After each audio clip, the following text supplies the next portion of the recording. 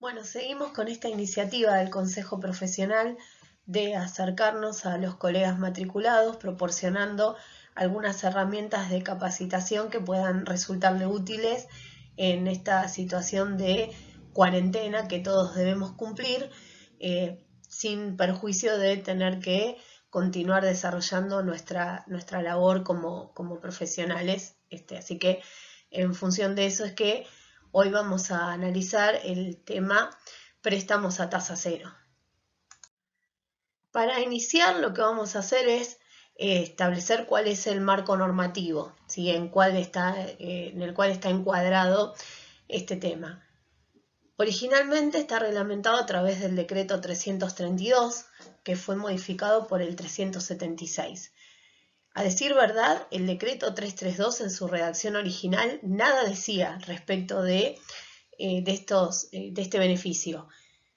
Cuando se modifica con el decreto 376 se incorporan los préstamos a tasa cero para contribuyentes autónomos y monotributistas. En ese momento generó cierta confusión porque, como ustedes saben, el decreto 332 es el que reglamenta el programa de asistencia al trabajo y la producción. Y justamente ese beneficio está pensado para trabajadores en relación de dependencia.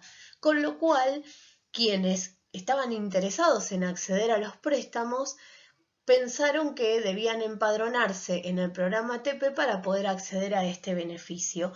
Y justamente el programa TEPE tenía un plazo muy acotado de tiempo para poder incluirse. Entonces, bueno, generó cierta confusión si había que ingresar ahí o no. Finalmente el fisco aclaró que se iba a hacer a través de otra herramienta informática, que de hecho la tenemos y en el desarrollo de esta charla la vamos a ver en detalle. Así que bueno, entonces, decreto 332 principalmente, la norma fundamental, y después tenemos diversas decisiones administrativas. Estas son resoluciones que emanan del jefe de gabinete de ministros. Como sabemos, en el marco de esta emergencia sanitaria se ha creado el Comité de Evaluación y Monitoreo del Programa de Asistencia al Trabajo y la Producción, que está integrado por diversos funcionarios, integrantes del Ministerio de Economía, Ministerio de Desarrollo, la AFIP, el Ministerio de Trabajo, entre otros. Lo que hacen es elaborar diversos informes y después elaboran recomendaciones al jefe de gabinete que de aceptarlas las reglamenta a través de las decisiones administrativas. Respecto de este tema tenemos tres, ¿sí? La 591, la 663 y la 721 de la semana pasada. También tenemos una comunicación del Banco Central instruyendo a las entidades financieras, porque recordemos que esto es un préstamo que se va a gestionar a través de los bancos, y las resoluciones generales 4707 y 4708 de la AFIP, que también reglamentan todo el procedimiento a llevar adelante a la hora de solicitar este préstamo para los contribuyentes que estén alcanzados por él. ¿En qué consiste el préstamo a tasa cero? Es una suma de dinero que va a ser acreditada en la tarjeta de crédito del beneficiario. En el caso de que no tuviera tarjeta, la entidad bancaria le va a proporcionar una sin costo. El monto de financiación tiene un límite. ¿Sí? En realidad tiene dos límites, para ser más claros. El primer límite es un monto máximo que está establecido por el decreto, que es 150.000 pesos. Y a su vez tiene establecidos límites que tienen que ver con la categorización de cada uno de los solicitantes. Yo hice acá algunos ejemplos porque lo que dice es que no va a poder exceder la cuarta parte del límite superior de la categoría en la que está encuadrado. Entonces, por ejemplo, un contribuyente que está encuadrado en la categoría J, que tiene ingresos por 2.348.300, obviamente la cuarta parte de eso es más de 500.000 pesos, pero el límite que aplica para la solicitud del préstamo es 150.000. Por su parte, los contribuyentes que revisten categoría B, que tienen un límite de ingresos de 313.000 pesos, van a poder acceder a 78.277.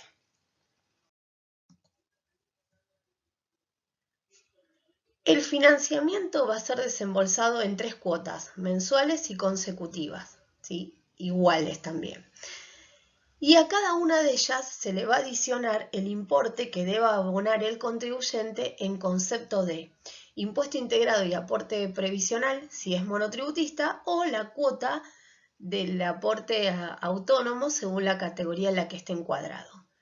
Esto es importante a tener en cuenta porque se va a hacer automático. Si cada vez que la entidad bancaria practique el desembolso de la cuota que corresponde al préstamo, va a generar un volante de pago para cancelar la obligación tributaria del tomador.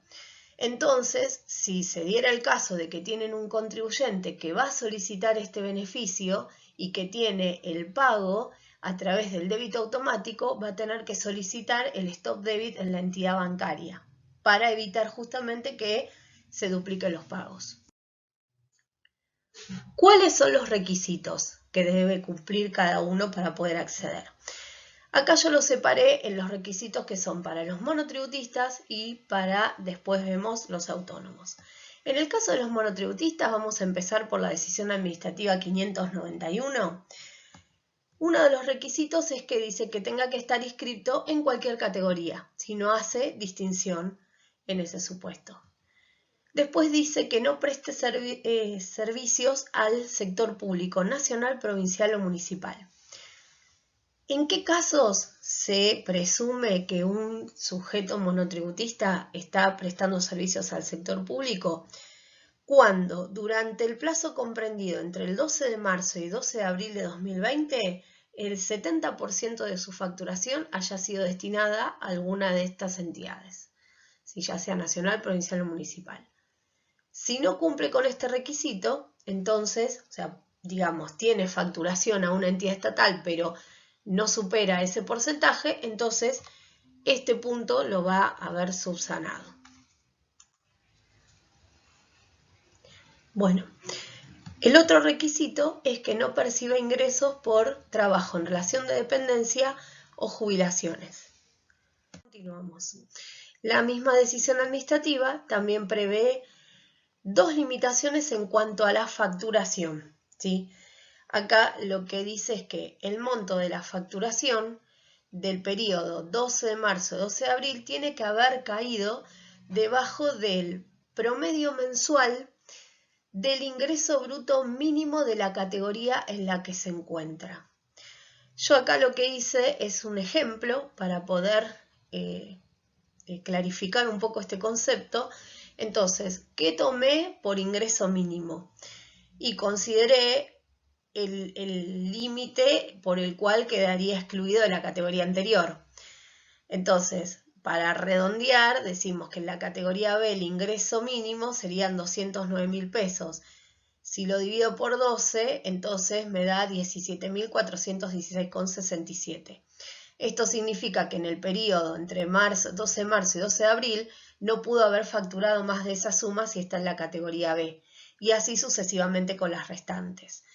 Quiero aclarar en esto que es una cuantificación que hice a los efectos de poder ejemplificar. La verdad que estos cruces se hacen sistémicos por parte de la administración, con lo cual no puedo saber con certeza si son los cruces con este nivel de rigurosidad o se tienen en cuenta otras situaciones. Desde el punto de vista estrictamente de lo que establece la decisión administrativa o esta recomendación, el límite sería ese.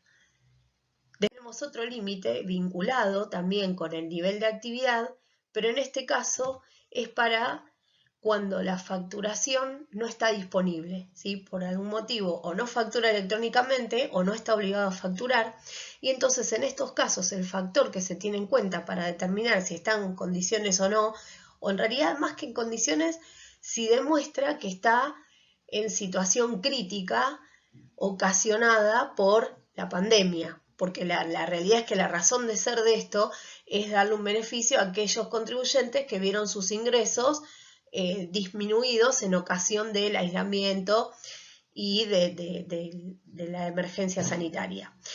En este caso lo que dice es que cuando se trate de contribuyentes que no pueden o que no tienen facturación electrónica, se van a considerar las ventas del mismo periodo, ¿sí? Pero en este caso solamente se va a tomar, o sea, siempre se toma como base el ingreso mínimo de la categoría en la que está encuadrado. Pero en este caso, en lugar de tomar el promedio mensual, se toma el 80% del promedio mensual. Con lo cual van a ver que es un monto un tanto menor al que teníamos puesto en el límite anterior. Misma aclaración que en lo anterior, o sea, esto es cuantificado estrictamente. Como estos controles se hacen directamente por la Administración Federal, no les puedo dar certeza de que se hagan tan estrictamente o que haya algunas variables que puedan modificarse, pero en líneas generales el concepto al que se apunta es ese. ¿Sí? Y eso es lo que pretendía mostrarles a través de esta presentación. La decisión administrativa 663 hizo algunas aclaraciones más en cuanto a los requisitos. En este caso, lo que aclaró es que no puede registrar una situación crediticia con calificación 3, 4, 5, 6 según el Banco Central.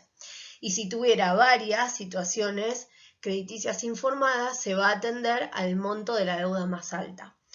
¿Por qué tenemos en cuenta esto? Y porque no se olviden que más allá de que se tramite vía Administración Federal y que sea un crédito otorgado con financiación estatal de los intereses, por eso justamente es tasa cero, no deja de ser un trámite que se gestiona ante una entidad financiera, con lo cual tiene que tener una correcta calificación crediticia para poder acceder. También es incompatible, no es incompatible con la percepción del ingreso familiar de emergencia. En cuanto a esto, lo que les puedo aclarar es que en su momento, en la decisión administrativa anterior, la 591, decía que si estaba en el monotributo y había recibido el IFE, no podía acceder a esto. Posteriormente, en la decisión administrativa 663, se aclara que sí puede estar en condiciones de acceder al préstamo a tasa cero, aun cuando hubiera sido beneficiado con el IFE. Ahora sí pasamos a los requisitos para los contribuyentes que están inscritos en el régimen general y revisten la condición de autónomos.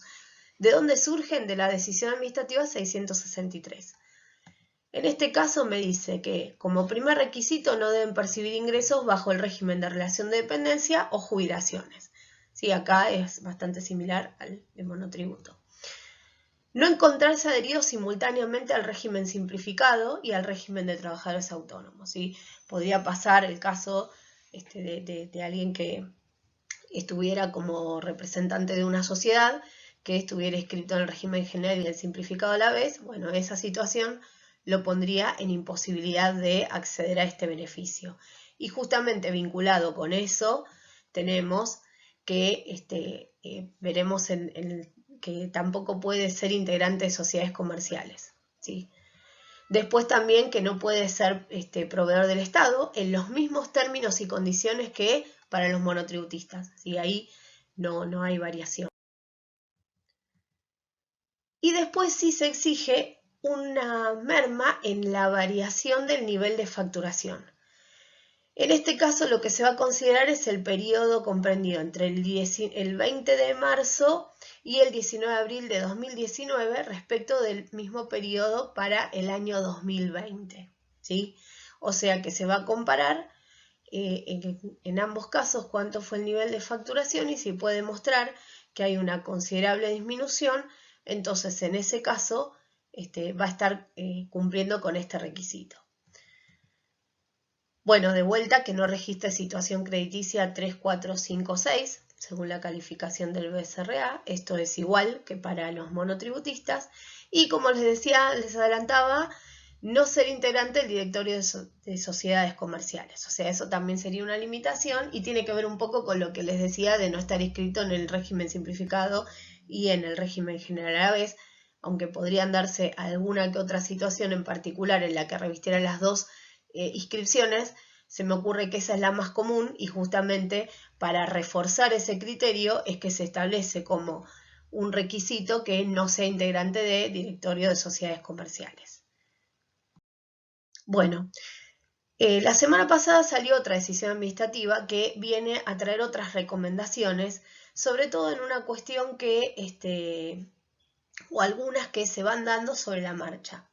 Ustedes piensen que estamos en una etapa en que todo va saliendo día a día y se va corrigiendo, y entonces en función de las observaciones o de las situaciones que se van dando o de los nuevos informes que presentan los organismos que nutren este comité, es que se van haciendo adecuaciones. En este caso, esta decisión administrativa trajo luz en unas cuantas cuestiones.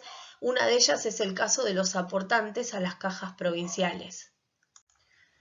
Tenemos contribuyentes que son aportantes al régimen de autónomos del SIPA, pero también hay algunos que aportan otras cajas. Entonces, a través de esta decisión administrativa, se reconoció que aquellos contribuyentes que estén en condiciones de acceder porque cumplen con los demás requerimientos, entonces si son aportantes a una caja provincial, también van a poder tramitar este beneficio de crédito a tasa cero. En cuanto al nivel de facturación, se hace una aclaración importante que tiene que ver con el nivel de facturación. Este punto también se trasladó para lo que es el programa ATP en cuanto al salario complementario para las empresas que quieran acceder a él. En este caso lo que dice es que la variación del nivel de facturación es hasta un 5% nominal positivo en el periodo de vuelta que va entre el 20 de marzo y el 19 de abril del año 2020 respecto del mismo periodo 2019. Esto en términos reales representa una disminución del 30% de la facturación. Esto entiendo que es una adecuación que se ha hecho en virtud de todas las observaciones que se hicieron porque justamente no se estaba teniendo en cuenta el efecto inflacionario. Si recuerden que para el periodo fiscal 2019 tenemos casi 50% de incremento, entonces esta situación en la facturación se ve, o sea, tiene un impacto directo, porque yo puedo tener una facturación mucho mayor que no representa que en términos reales tenga un ingreso que se haya incrementado en esos términos, y mucho menos a la hora de demostrar una merma en el nivel de actividad, que es justamente lo que se pretende a través de este mecanismo y de estos requisitos. Esta decisión también corrigió algunas cuestiones que tienen que ver con los inicios de actividad. Cuando empecé a preparar esto, antes de que saliera esta decisión, una de las cuestiones que me planteaba era ¿qué pasa si yo tengo a alguien que inició actividad después de la fecha que se está teniendo en cuenta, ¿sí? del 20 de marzo o del 10 de abril? ¿Sí? Inició actividad en mayo y en ningún lado de la normativa dice que no está en condiciones de acceder. Sin embargo, no hay punto de comparación, porque si es estricto el cruce sistémico entre el periodo 20 de marzo, 19 de abril 2019 contra 2020, claro, o sea, si en ese periodo tengo cero, entonces cualquier importe que hubiera facturado en 2020 va a ser mayor y entonces estaría quedando fuera.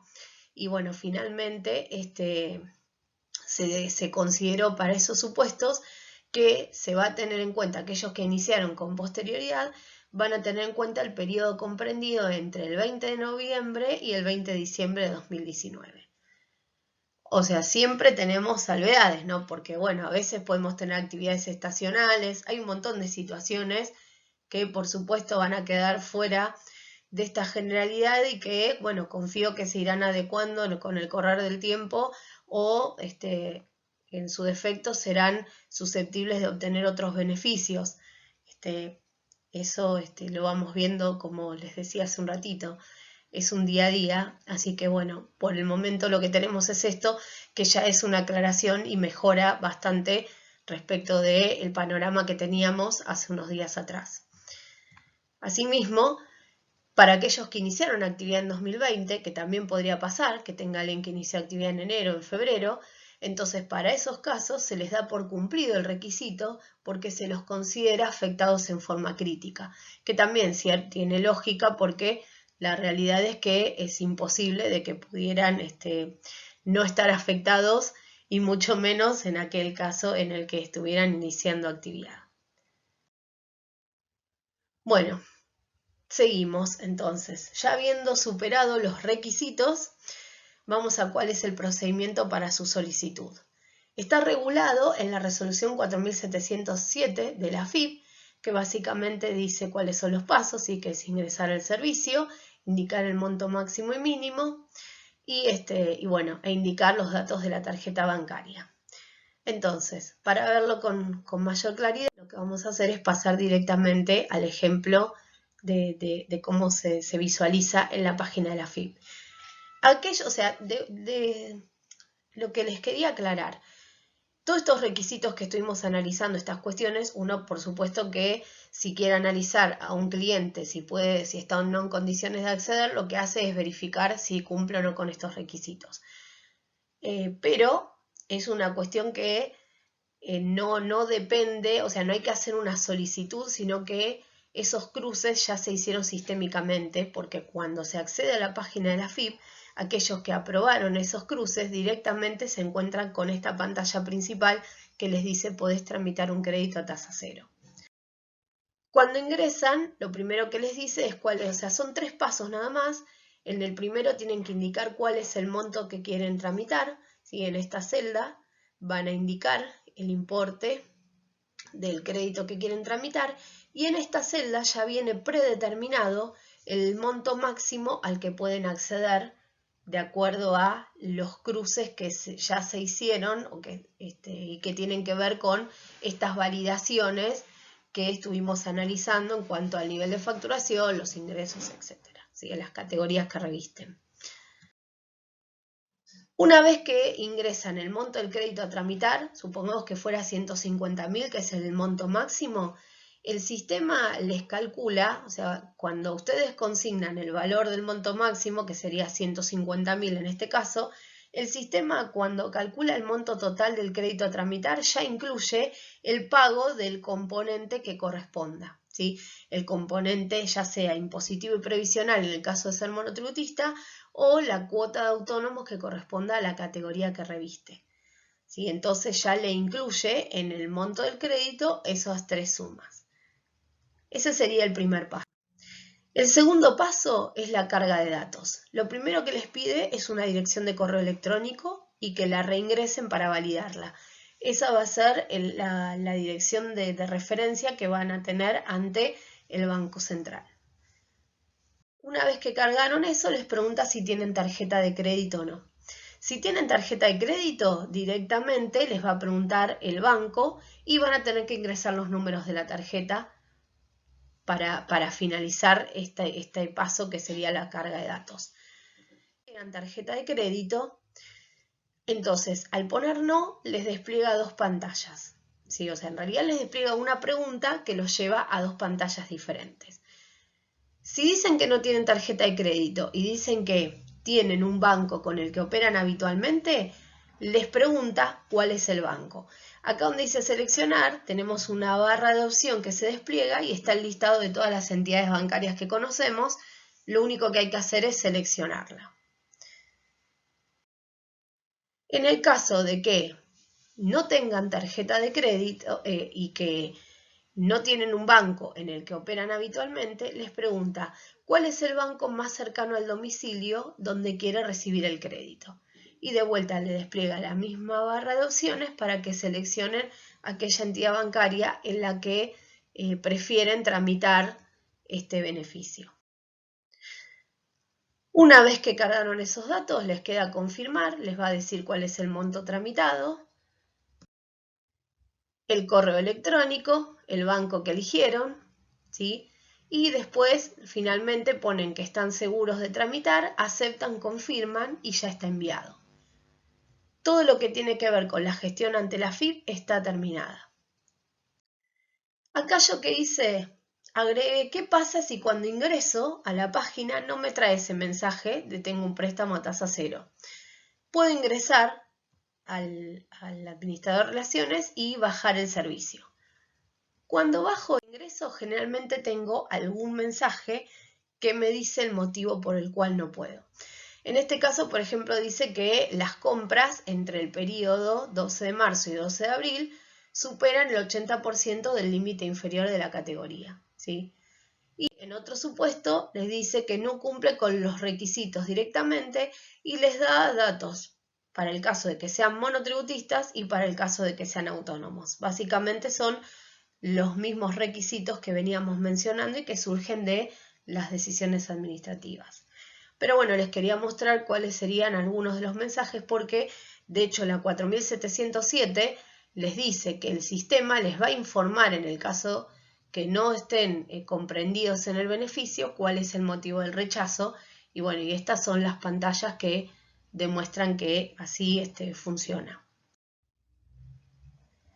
La Resolución General 4708 lo que hizo fue establecer o reglamentar cómo va a ser el procedimiento del pago de las obligaciones tributarias. Como les dije antes, en cada uno de los desembolsos que haga la entidad bancaria del monto del préstamo, además les va a generar un volante de pago por el monto de las obligaciones tributarias a cargo de monotributistas o autónomos según la condición que revistan. Esta resolución lo que hace es establecer algunas precisiones de cómo va a ser ese procedimiento, ¿sí? Entonces, el Banco Central va a estar obligado a informar diariamente a la AFIP todos los beneficiarios que hayan accedido a este régimen. Y después la AFIP lo que va a hacer es poner a disposición de las entidades bancarias el volante de pago consolidado con las obligaciones tributarias que correspondan a cada uno de los beneficiarios. Para llevar un mejor control de este mecanismo, en la ventanilla electrónica va a informar el listado de los BEP consolidados para que la entidad financiera pueda chequear cuáles fueron cancelados y cuáles no. La norma también establece que con el desembolso de cada una de las cuotas van a tener que cancelarse las obligaciones correspondientes a los periodos fiscales detallados. Para el caso de los monotributistas va a ser junio, julio y agosto, porque opera por el mes en curso, ¿sí? En cambio, como los autónomos es por mes vencido, va a ser mayo, junio y julio. Los BEP van a ser cancelados a través de la red de pagos que utilice la entidad bancaria dentro de los 3 días hábiles siguientes posteriores a la generación. Si la AFIP los va a generar con un vencimiento de 3 días hábiles administrativos y entonces se va a proceder a la cancelación. Los interesados, que son los que solicitaron el préstamo, van a poder acceder al servicio cuenta corriente autónomos y monotributistas para verificar si correctamente se imputaron los pagos a los periodos fiscales. Y en el caso, esto es importante, si hubiera modificaciones en la situación de revista, ¿qué sería eso? Cuando hay alguna modificación en el componente que se está abonando. Por ejemplo, un monotributista que estaba pagando el componente impositivo y el previsional y empieza a trabajar en relación de dependencia, entonces deja de abonar el componente previsional. En esos casos, las diferencias que surjan van a tener que ser ingresadas por el propio contribuyente o en el caso de que se produzca un exceso, va a tener que solicitar la reimputación a través del servicio cuenta corriente autónomos y monotributistas. En este ejemplo que les decía, va a tener un saldo en exceso, porque al trabajar en relación de dependencia queda eximido el componente previsional, entonces esa parte que se va a generar automáticamente a través de la entidad bancaria, después le va a generar un saldo a favor que podrá reimputar o solicitar la reimputación. Y en el caso de los autónomos, bueno, en ese caso sería que hubiera un cambio de categoría. En general, en junio tenemos la recategorización de autónomos, entonces puede ser que a partir de ese periodo se produzca un cambio y entonces, bueno, ahí también tendrá un exceso o un defecto según haya habido una variación de la categoría hacia una categoría más alta o más baja respectivamente. Bueno, visto ya todo el procedimiento que se hace ante la AFIP, ahora resta analizar la cuestión bancaria. Tramitada la solicitud y aprobada, entonces lo que hay que hacer es dirigirse al banco que se haya elegido para finalizar la gestión del préstamo. Es por eso que el Banco Central instruyó a las entidades financieras a través de la resolución A6993, donde además recepta algunas de las indicaciones o de las recomendaciones que surgen de las decisiones administrativas que estuvimos mencionando.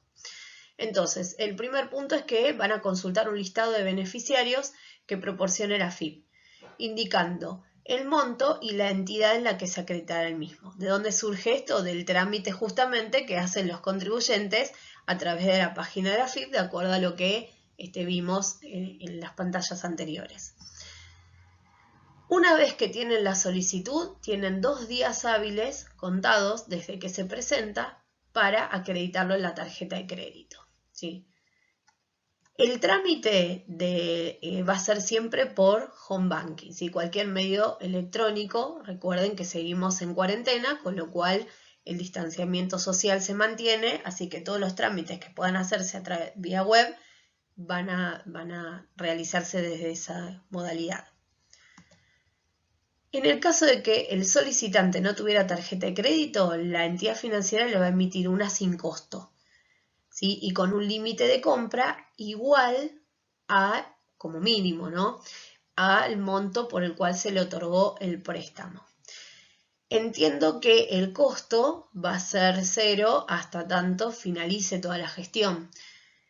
Digo esto porque tengamos en cuenta que si bien son 3 desembolsos mensuales, después hay un plazo para devolver. Entonces, considero que ese beneficio abarca a todo el proceso que representa el crédito a tasa cero, que va a ser no solo su acreditación, sino también la devolución.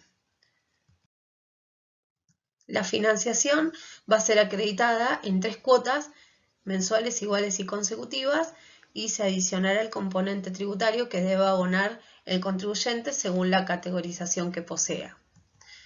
A partir del momento de la primera acreditación hasta la cancelación total del crédito, queda vedada la posibilidad de obtener adelantos en efectivo con esa tarjeta. Vieron que todas las tarjetas de crédito tienen la posibilidad de extracción de efectivo en los cajeros automáticos. Aquellas que estén comprendidas en este régimen no van a poder acceder a esa posibilidad. Y finalmente, los tomadores van a contar con un periodo de gracia de 6 meses desde el momento que se realiza el primer desembolso hasta para poder comenzar a pagar, y van a tener un plazo que será como mínimo de 12 cuotas mensuales iguales y consecutivas. No van a tener interés para el tomador, pero entiendo que las entidades bancarias sí los van a percibir porque están avalados por el Estado y se han destinado fondos exclusivamente con esa finalidad.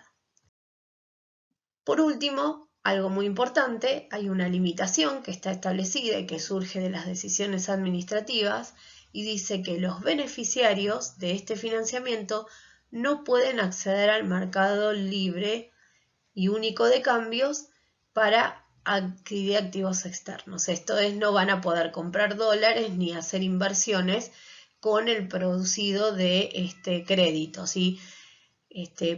Y aclara que hasta la cancelación del mismo, con lo cual entiendo que probablemente esto después sea objeto de mayores reglamentaciones, porque si estamos hablando de alguien que recibe el primer desembolso en el mes de mayo y lo va a empezar a cancelar 6 meses después del primer desembolso, y en 12 cuotas, tiene una limitación importante en el tiempo si es que después mejora su situación y por algún motivo quiere adquirir moneda extranjera o suscribir alguna inversión.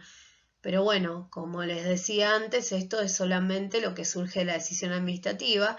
Entiendo que la razón de ser de este tope tiene que ver con que justamente se otorga este beneficio para de alguna forma respaldar o tratar de equiparar la merma económica que están sufriendo todos los contribuyentes como consecuencia del aislamiento, y entonces no tiene sentido que se destine a la adquisición de moneda extranjera. Bueno, hasta aquí llegamos con esta presentación. Espero que les haya sido de utilidad. Les mando un saludo a todos, cuídense, cuidemos a los demás Y bueno, muchas gracias por la atención hasta cada momento.